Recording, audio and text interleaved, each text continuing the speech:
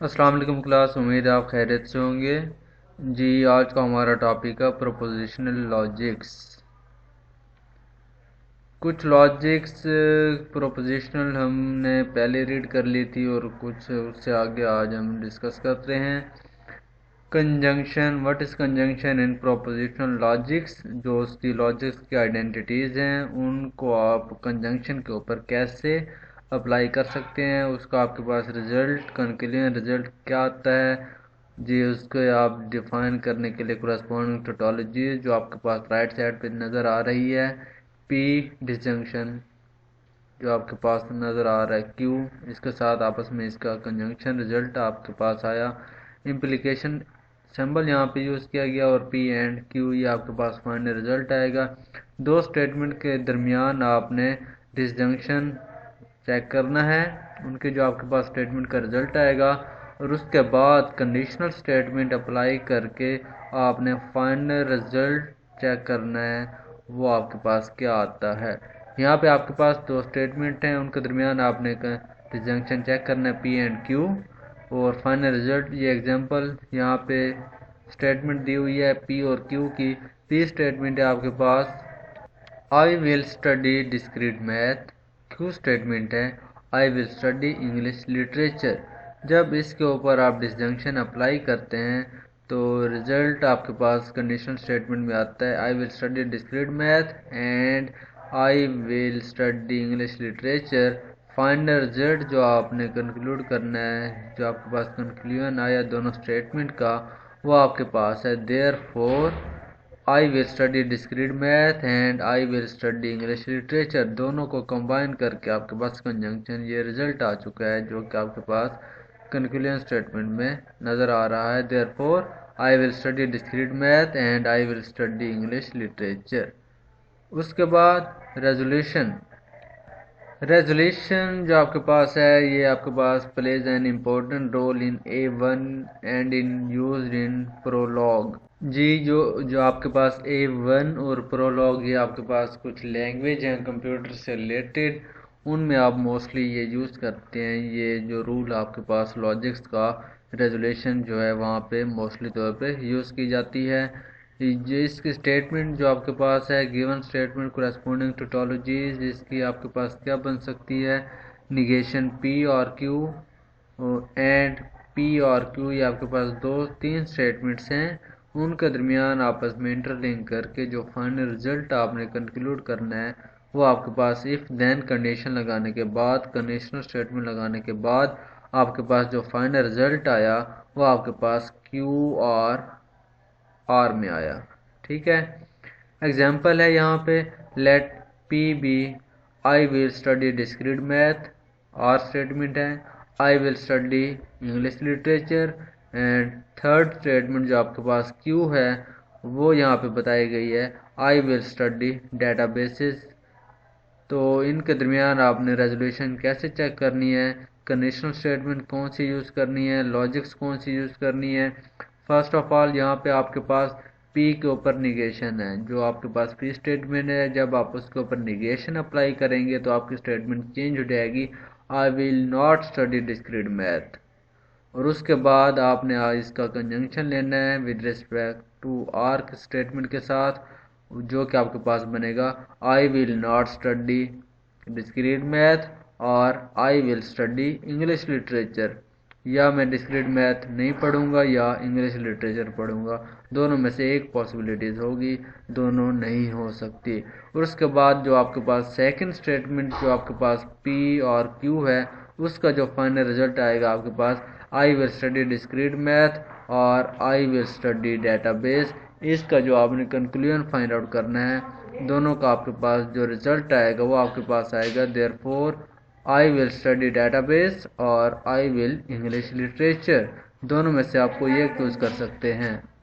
तो ये जो आपके पास दो गिवन स्टेटमेंट्स थी negation P or Q and P or Q, इन दोनों स्टेटमेंट्स का जो फाइनल कंक्लूजन आपने फाइंड आउट किया वो आपके पास रिजल्ट में आया therefore I will study database और आई विल इंग्लिश लिटरेचर।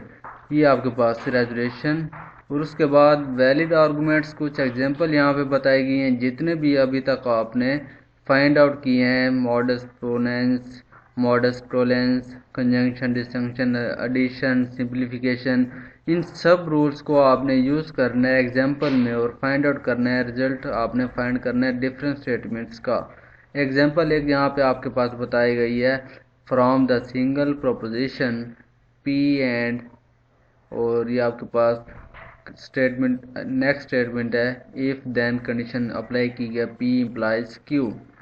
इस स्टेटमेंट का आपने कंक्लूजन शो करना है, क्या इसका कंक्लूजन Q आता है या नहीं आता, ये आपने इसको प्रूव करना है। देखें इसको जो आप सॉल्व किस तरीके से कर सकते हैं। फर्स्ट स्टेप के साथ जो आप स्टेप करेंगे उसके साथ आपने उसके रीज़न बतानी है।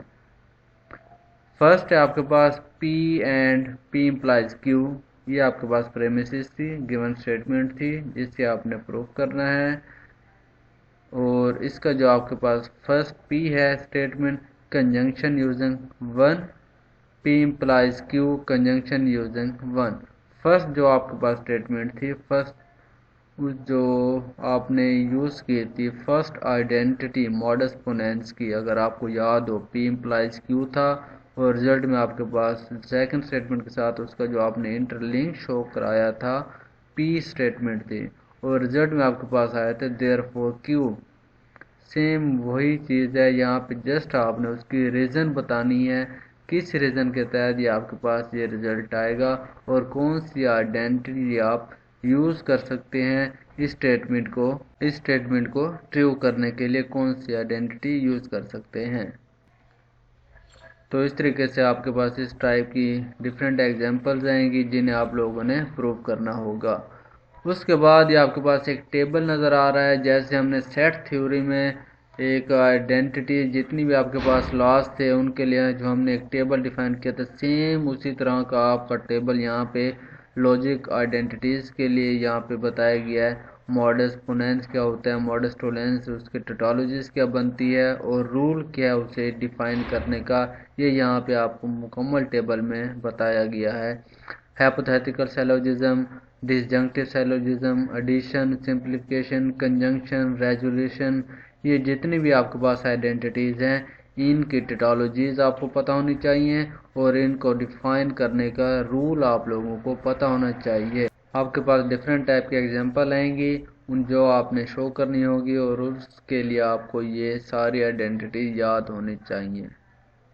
तो इसके बाद नेक्स्ट है हमारे पास rules of interference for quantified statement. हमने कुछ क्वांटिट प्रेडिकेट्स और क्वांटिफायर भी पढ़े थे, दो किस्म के पढ़े थे, यूनिवर्सल क्वांटिफायर और एग्जिस्टेंशियल क्वांटिफायर। यूनिवर्सल क्वांटिफायर क्या था, for all value of x, हर एक वैल्यू के लिए जो स्टेटमेंट होती थी उसके लिए हम यूनिवर्सल के लिए यूज़ करते थे। और जो आपके पास एग्जिस्टेंशियल क्वांटिफायर था वो किसी एक स्टेटमेंट को, जो आपके पास जितनी फील्ड है जिस रीजन में आप कोई स्टेटमेंट प्रूव करने जा रहे हैं उसकी लॉजिक्स चेक करते थे और हम सिर्फ एक x को फिक्स कर देते थे कि आपके पास x ये नंबर हो सकता है, इसके अलावा और कोई नहीं हो सकता। तो ये आइडेंटिटीज़ हम यूज़ करेंगे सेम रूल्स ऑफ इन्फ्रेंस के लिए। जो आप लॉजिक्स की आइडेंटिटीज़ हैं उनके साथ आप कैसे यूज़ कर सकते हैं। कुछ इनके नेम हैं, जैसे आइडेंटिटीज़ के भी हमने नेम पढ़े हैं तो इनके भी आप देखें, यूनिवर्सल इंस्टेंटेशियंस, यूनिवर्सल जनरलाइजेशन और एग्जिस्टेंशियल इंस्टेंटेशियंस एंड एग्जिस्टेंशियल जनरलाइजेशन, ये इनके नेम हैं और इन्हें डिफाइन करने के ये कुछ आपके पास रूल हैं। For all x P of x divided by, जो आपके पास जो फाइनल रिजल्ट आएगा कोई भी स्टेटमेंट है फॉर ऑल एक्स के लिए, जो स्टेटमेंट आपके पास कांस्टेंट सी किसी एक नंबर को रिप्रेजेंट करेगी, देयर एग्जिस्ट ए नंबर, जो आप उस स्टेटमेंट के अंदर एक्स को वैल्यू देंगे वो आपके पास फाइनल रिजल्ट आएगा। और यूनिवर्सल जनरलाइजेशन में इसे आप जनरलाइज कैसे कर सकते हैं, तो उसके लिए जो है P of C for an arbitrary C, किसी एक स्टेटमेंट के लिए आप उसे जनरल कैसे करेंगे, वो उस नंबर को आप जनरलाइज कर देंगे, उसको वेरिएशन दे के हम जैसे सिग्मा नोटेशन में सीक्वेंस में हम generalization general series find out करते हैं, सेम उस तरीके से यहाँ पे आपने for all x P of x, ये आपके पास कंक्लूजन आएगा। एक्स को आप कोई जो मर्जी वेरिएशन दे सकते हैं, ये आपके पास जर्नलाइज हो जाएगा यूनिवर्सल। सेम इसी तरीके से एग्जिस्टेंशियल आपने यूज़ करने किसी भी स्टेटमेंट के लिए, और एग्जिस्टेंशियल जनरलाइजेशन, इनकी डेफिनेशन है, इन्हें कैसे किया जा सकता है किसी एग्जांपल के ऊपर, इसको फर्दर स्टडी करते हैं। फर्स्ट है आपके पास यूनिवर्सल इंस्टेंटेनियन, जिसे आप यूआई का नाम भी कहते हैं। यूआई शॉर्ट नेम है इसका, for all x P of x, और फाइनल रिजल्ट आपके पास क्या आएगा, therefore P of c. Example देखें, यहाँ पे आपके पास स्टेटमेंट एक दी हुई है, our domain consist of all dogs and Fido is a dog. Domain आपके पास क्या है, all dogs and Fido is a dog, मुकम्मल डॉग्स के रिप्रेजेंट कर रहे हैं, और उसके बाद उस डॉग में से सिर्फ एक डॉग का नाम ले रहा है, जो कि जिसका नाम है फिडो। जो स्टेटमेंट है फॉर ऑल के लिए, ऑल डॉग्स आर क्यूटली, और रिजल्ट आपके पास क्या आएगा, देयर एग्जिस्ट, सिर्फ एक पी ऑफ सी आएगा। एक जो आपने डॉग चूज किया है वो कौन सा किया है, Fido, therefore Fido is cutely. ये आपके पास इसका जर्नल फॉर्म बनेगी, रिजल्ट बनेगा यूनिवर्सल इंस्टेंटेशन का। उसके बाद आपके पास है यूनिवर्सल जनरलाइजेशन, यूजी का नाम इसे आप कह सकते हैं, P of C for an arbitrary C, therefore for all x P of x. तो इसका रिजल्ट जो आपके पास बताया गया, used often implicitly in mathematical proofs, जो आप प्रूफ करने के लिए, किसी भी स्टेटमेंट को प्रूफ करने के लिए डिफरेंट मेथड यूज़ करते हैं। जैसे हमने एक मेथड पढ़ा हुआ है, मेथड ऑफ कंट्राडिक्शन। जो गिवन स्टेटमेंट होती है वो आपके पास जर्नल स्टेटमेंट होती है फॉर ऑल एन के लिए, ठीक है। लेकिन हम क्या करते हैं, उसे मेथड ऑफ कंट्राडिक्शन में किसी एक नंबर के लिए चेक करते हैं, जैसे n इज इक्वल 1 पुट करते हैं, फिर n is equal k put करते हैं, फिर k प्लस 1। जो एंड में हम चेक करते हैं कि अगर जो उसको तीनों केसेस हैं वो अगर आपके पास आते हैं ट्रू, तो वो स्टेटमेंट जो आपके पास होती है वो क्या हो जाती है, मुकम्मल जर्नल फॉर्म को शो करती है, वो आपके पास रिजल्ट होता है, उसे आप प्रूव कर सकते हैं, और वो स्टेटमेंट फॉर ऑल वैल्यू के लिए ट्रू होती है। सेम यही सी जहाँ पे आप वो केस इस्तेमाल करना चाहें, यहाँ पे आप यूनिवर्सल जनरलाइजेशन मेथड भी यूज़ कर सकते हैं। मोस्टली यहाँ पे मैथमेटिकल प्रूफ्स के लिए जो आप यूज़ करते हैं वो क्या होती है, यूनिवर्सल जनरलाइजेशन। किसी भी फंक्शन की, किसी स्टेटमेंट की जनरलाइजेशन को प्रूव करने के लिए हम यूनिवर्सल मेथड यूज़ करते हैं। उसके बाद आपके पास एग्जिस्टेंशियल इंस्टेंटेशंस, ई आई का नाम कह सकते हैं इसे, there exist P of x, therefore P of C for some element c, fix कर दिया गया है किसी एक एलिमेंट के लिए। एग्जाम्पल है यहाँ पे, there is someone who got an A in the course. तो इसका जो आपके पास फाइनल रिजल्ट क्या बनेगा, यहाँ पे उसने फिक्स किया हुआ है सिर्फ एक ही स्टूडेंट है जो किसी कोर्स में ए ग्रेड लेता है, उसके अलावा और कोई नहीं है। तो रिजल्ट आपके पास क्या आएगा, therefore let's call here is and say that a got an A. हम क्या करते हैं, ए को कॉल करते हैं, बुलाते हैं, और हम अनाउंस कर देते हैं कि आपके पास जो ए है इसने ए ग्रेड लिया है। जस्ट सिंपल, मुकम्मल जो आपके पास जितने बाकी स्टूडेंट्स होंगे क्लास में उनको बुलाने की ज़रूरत नहीं है, सिर्फ एक ही स्टूडेंट को कॉल करते हैं जिसने ए लिया होता है, और उसको हम क्या है अनाउंस कर देते हैं कि आपके पास इस स्टूडेंट ने ए ग्रेड लिया है। ये आपके पास आ जाएगा एग्जिस्टेंशियल इंस्टेंटेनियस। और उसके बाद आपके पास है एग्जिस्टेंशियल जनरलाइजेशन। इसे आप कैसे डिफाइन कर सकते हैं, P of C for some element c there exist P of x. इसके एग्जांपल जो आपके पास गिवन है वो एग्जांपल देखें, आपके पास कहते हैं Michael got an A in the class. जिस स्टूडेंट ने क्लास में ए ग्रेड लिया है उसका नाम क्या है, मिचेल है। फाइनल रिजल्ट आपके पास क्या आता है, फिक्स कर देना है उसको। Therefore someone got an A in the class, और समवन कौन सा है, वो आपके पास म्यूचुअल लेता है, उसके अलावा और कोई नहीं है। Someone got an A in the class, सिर्फ एक स्टूडेंट ने क्लास में से ए लिया है, और वो क्या है, सिर्फ एक की है, म्यूचुअल है, जो आपके पास स्टेटमेंट में दिया हुआ था।